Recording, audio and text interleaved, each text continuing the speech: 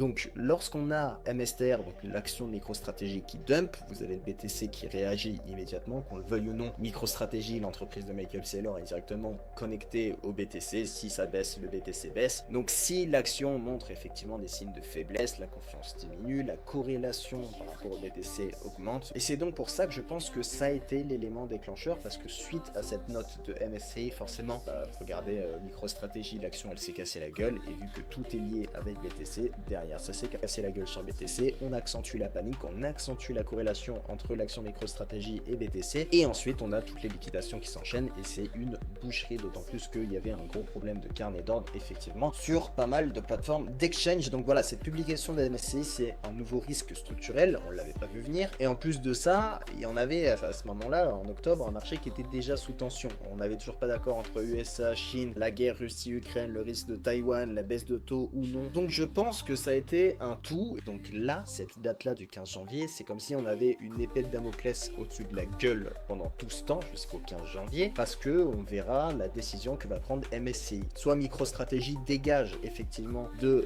l'indice ETF MSCI, MSCI va devoir vendre les parts d'action MicroStrategy, et donc ça va pas renforcer la confiance envers BTC.